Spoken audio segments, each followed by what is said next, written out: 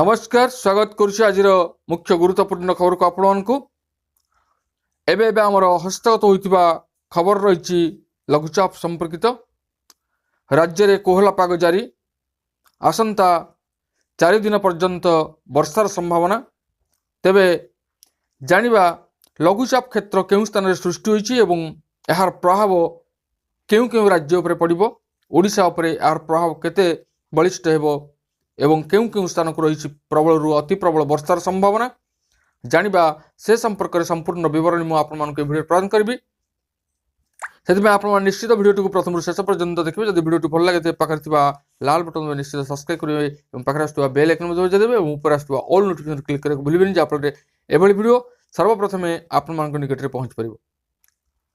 तेज आसतु जाना आज पाणीपाग संपर्कित विशेष गुरुत्वपूर्ण सूचना राज्य में आज सामान्य कमिब शीत सेपटे सृष्ट लघुचाप प्रभाव में राज्य में आसंता 4 दिन जाए वर्षा हेबार संभावना रही।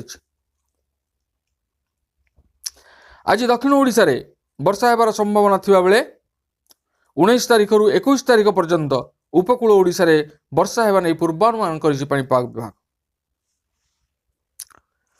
दक्षिण पश्चिम बंगोपसागर रे सृष्ट लघुचाप क्षेत्र घनीभूत होगा सह तमिलनाडु आंध्र प्रदेश ओडिशा केरल एवं पुदुचेरी रे वर्षा कराइबार संभावना रही।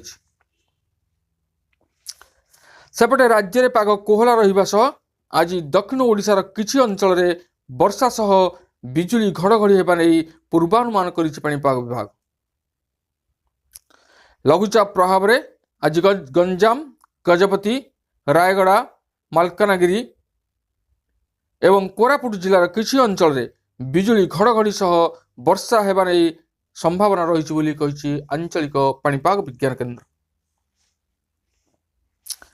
सेहीपरि 19 तारिख रे पुरी गंजाम गजपति रायगड़ा कोरापुट मालकानगिरी नवरंगपुर कलाहांडी एवं कंधमाल रे हालुकारु मध्यम धरणर वर्षा सह वज्रपात हेबार संभावना मध्य रही।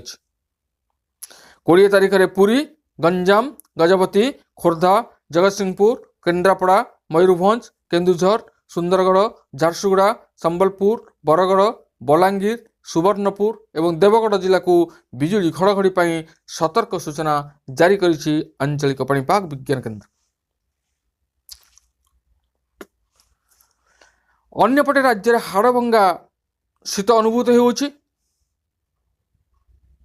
सुंदरगढ़ झारसुगुड़ा एवं कंधमाल रे शीतलहरी सांग को घन कुहुड़ीर प्रभाव देखा मिली।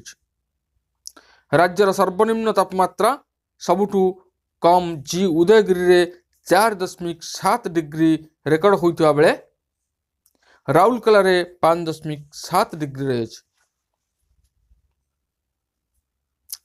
आगामी 3 दिन पर्यंत 3 रु 5 डिग्री पर्यंत तापमात्रा वृद्धि पाइब। केतेक अंचल रे रातिर तापमात्रा वृद्धि जोगु शीत कमिबार संभावना रही। तेबे ए थिला आजिर पाणीपाग संपर्कित एक विशेष गुरुत्वपूर्ण सूचना। आज पुणी देखा आगामी वीडियो रे। रहुछि धन्यवाद नमस्कार।